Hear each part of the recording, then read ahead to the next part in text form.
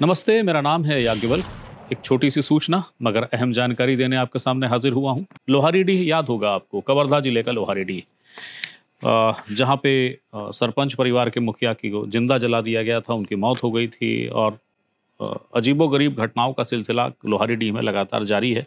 वो राजनीति का भी केंद्र है क्योंकि छत्तीसगढ़ का एक बड़ा वोट बैंक जिसे आप साहू कहते हैं, वो वहीं के बाशिंदे हैं और इस घटना में जो आरोपी बन के गिरफ्तार हुए, जिनकी मौत हुई या जो मध्य प्रदेश में जिनकी लाश मिली कचरू साव, ये सारे लोग साहू समाज के थे, इसलिए सियासत में सरगर्म है। तो विषय उसी लोहारीडीह से जुड़ा हुआ है।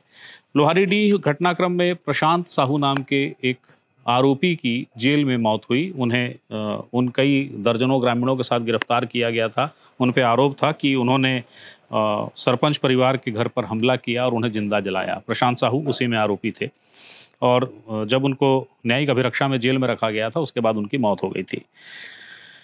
इस मामले में राज्य सरकार ने एडिशनल एसपी को, जिनका नाम विकास कुमार है, उन्हें सस्पेंड कर दिया था।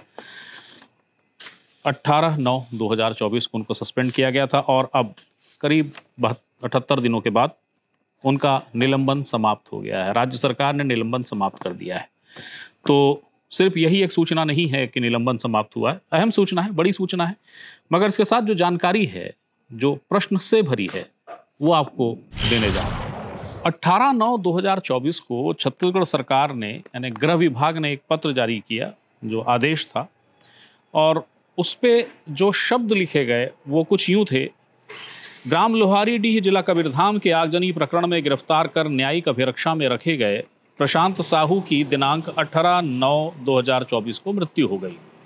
मृतक को जेल में दाखिल होते समय से ही चोट लगी हुई थी।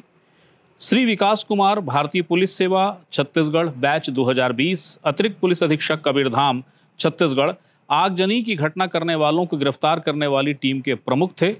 अतः इस मृत्यु के पीछे प्रथम दृष्टया उनकी गंभीर लापरवाही प्रतीत होती है, जिसके कारण उनके विरुद्ध अनुशासनात्मक कार्यवाही किया जाना विचाराधीन है। इसलिए राज्य सरकार विकास कुमार को तत्काल प्रभाव से निलंबित करती है। ये पत्र 18/9/2024 का ही है, यानी जिस दिन प्रशांत साहू की मौत हुई है, उसी दिन राज्य सरकार ने यह आदेश जारी कर दिया। गृह मंत्री ने हालांकि कवर्धा में, जब प्रशांत साहू की मौत हुई, उसके उस समय वो कवर्धा पहुंचे थे और उन्होंने पत्रकारों से चर्चा करते हुए ही कह दिया था कि जो पुलिस से चूक हुई है, पुलिस ने कुछ गड़बड़ी की है, पुलिस पर आरोप लगा कि बहुत प्रताड़ित की थी, बहुत पीटी थी, इस पिटाई की वजह से प्रशांत की मौत हो गई, प्रशांत साहू की।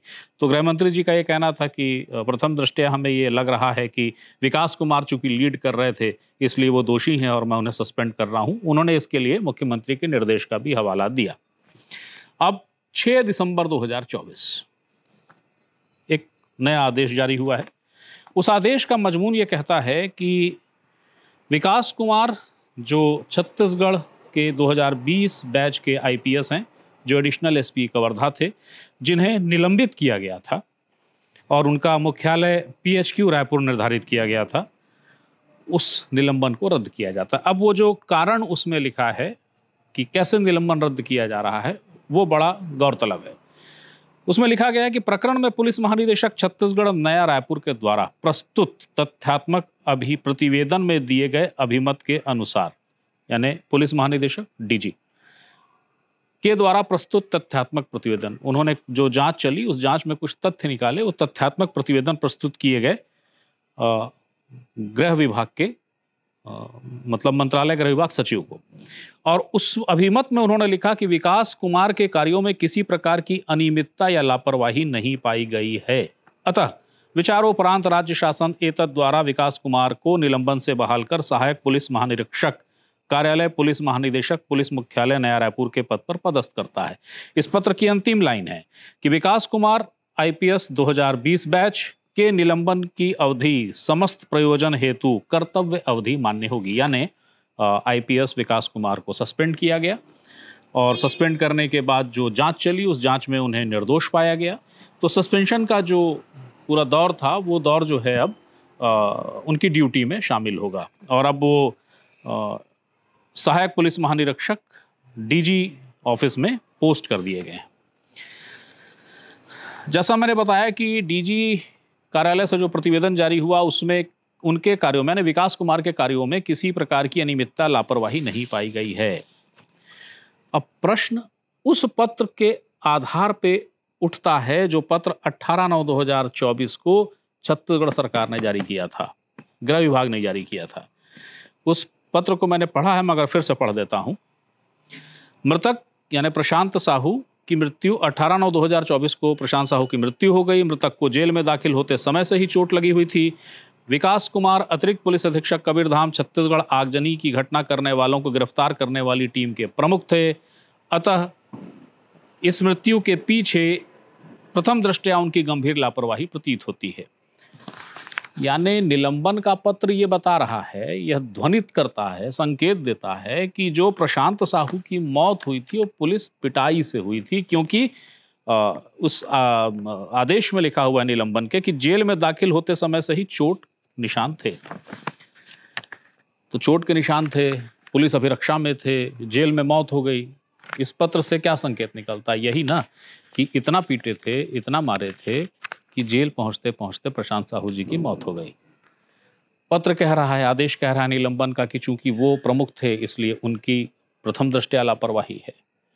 अब नया पत्र कह रहा है कि सारी जांच कर लिए, उनका कोई दोष नहीं है। ठीक है, बहुत अच्छी बात है। लेकिन जो पहला पत्र है, जो निलंबन का पत्र है, वो कहीं ना कहीं नहीं बल्कि सीधे सीधे कह रहा है कि प्रशांत साहू की जो मौत हुई थी वो चोट उसमें लगी हुई थी, वो पुलिस की हिरासत में थे, उसके बाद जेल भेजे गए थे, उनके शरीर पे चोट के निशान थे, यानी पुलिस ने उनको पीटा था और इस कदर पीटा था कि मौत हो गई। विकास कुमार जी को गृह मंत्री जी ने कहा था कि ये लीड कर रहे थे टीम के, इसलिए सस्पेंड। अब विकास कुमार जी किनारे हो गए हैं, उनको सरकार ने कहा है पाक साफ हैं, इनका कोई दोष नहीं है। तो सरकार का जो पहला पत्र है जो ये कहता है कि पुलिस की अभिरक्षा में थे, प्रशांत के शरीर पे चोट के निशान थे और उसकी मौत हुई जेल में, तो प्रथम दृष्टया ये प्रमाणित पाया जाता है कि वो प्रताड़ना का मामला है।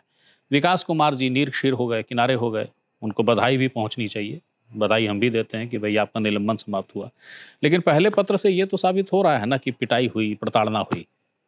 तो फिर यदि ऐसा था जैसा कि पहला आदेश कह रहा है तो उसका दोषी कौन है? और दूसरी चीज जो सबसे अहम चीज है, प्रशांत की पीएम रिपोर्ट कहाँ है? पीएम रिपोर्ट में क्या चोट ही मृत्यु का मूल कारण है?